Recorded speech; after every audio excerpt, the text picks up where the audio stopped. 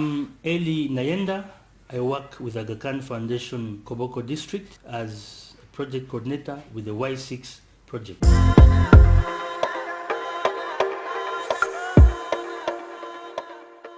In Koboko District, the biggest issue affecting the youth is poverty. After my O-level, I failed to get school fees to continue with my studies. We have high levels of unemployment. I was a farmer, staying, loitering. The youth have a very high dropout rate from school. I was at first at school, where I dropped in senior 4.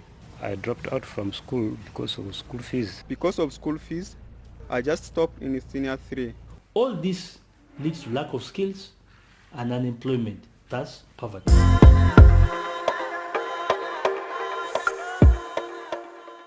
Now, through funding from the European Union and Aga Khan Foundation UK, a project was designed to mitigate the challenges that the youth are facing. And this project is called the Youth Social and Economic Empowerment through Civil Society and Local Authorities that we are calling Y6. I got the news from Loble sub-country.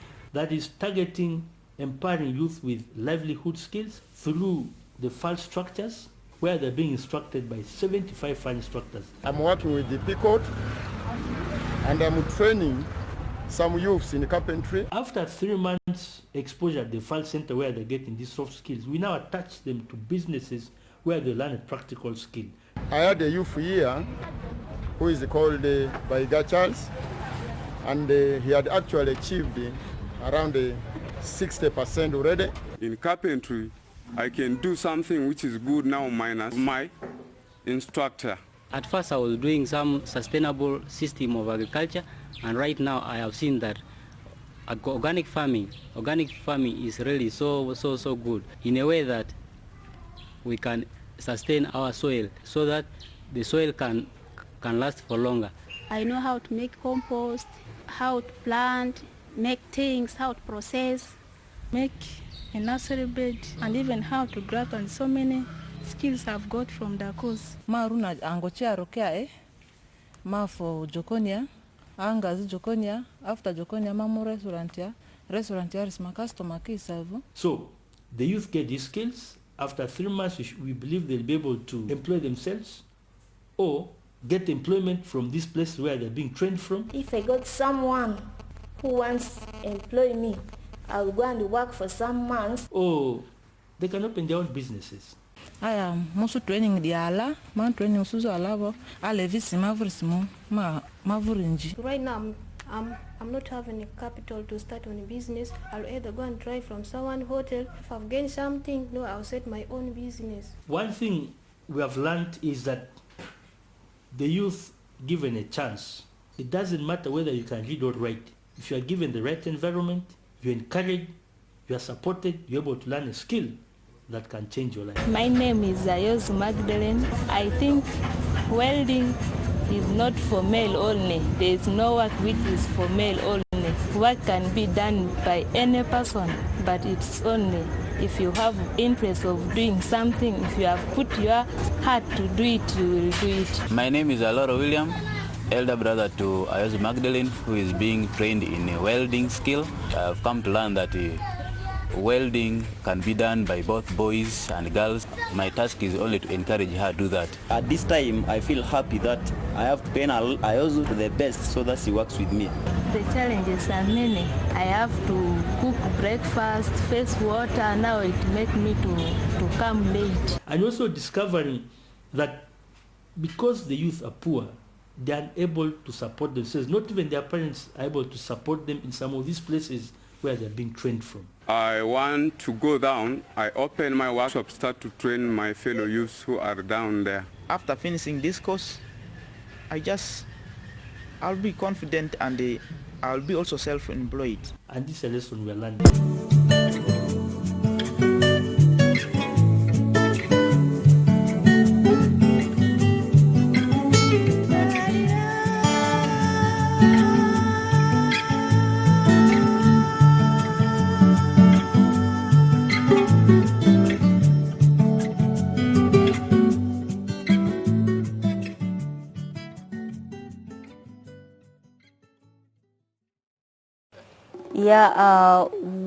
One is that the local government has been so close, a partner in the implementation of the project. Each level, when we are working, we involve them.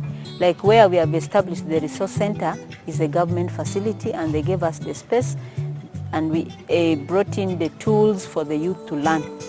And that resource center basically is for the youth to, refresh what they have learned, like to continue practicing, because we have some tools there. So the local government has also projects for the young people, like the youth and the women entrepreneurship program. So what we've been doing is that we've been engaging with them, that these are youth that have gotten skills and they don't have money to start up. So can you consider them when you have those kind of projects?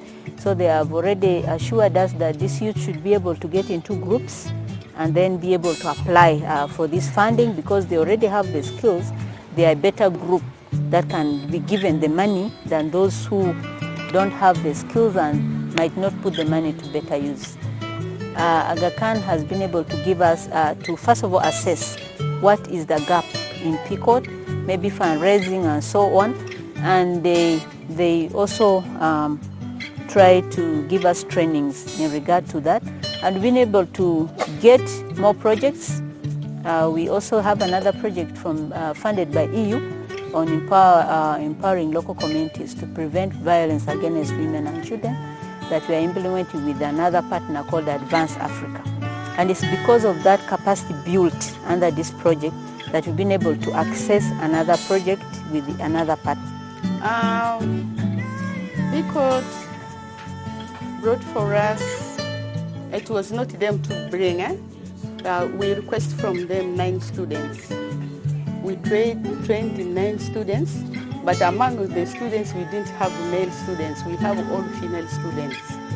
We trained them, the way we train them in tailoring and some other skills, business skills, because they make clothing and they happen to take them to the market and sell.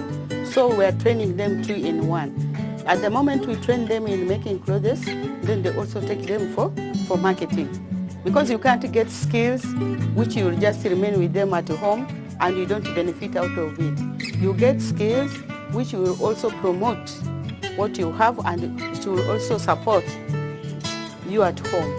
That was what we had been doing. Yes, with my experience here, for me, I love teaching them and so on skill work.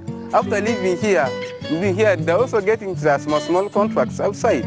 So that's the achievement that. But I feel they must actually continue with me until the time when I say, okay, man, you are now okay, so that they get more skills. 27-year-old Scopas Alemi from Tukaliri village, Tukaliri Parish, Lobole Sub-County in Koboko District, was a hopeless dropout from Kampala University. He was forced to abandon his certificate course in logistics and procurement due to financial challenges. However, it turned to be a blessing disguised as he landed a training opportunity, and a year later, he is in business. Yeah, the training helped me a lot. I used not to know how to make compost manure, but with all the skills which I got there, they have made me to know more about how to make compost and even many other things. Yeah, I got some amount of money, like 5 million. In that 5 million, I sat down, I started constructing a house, which you people have seen all along from home there. And the rest of the money, part of it, I also invested in also trying to open more these products of tomato. In fact, my future plan, I need, with all these products which I'm producing, if things goes on well, I need to make a big farm so that I can do also mechanization. I can bring some more tractors here so that they can do a lot of work here, so that I can also supply the people of West Nile, Uganda at large. I will say that thanks a lot with Aga Khan, PCOD and the EU. I don't know how to thank them. One time, I'll thank them in a special way. Sarah Kanya, another female in the heart of Koboko town, operates the Fanfare Saloon.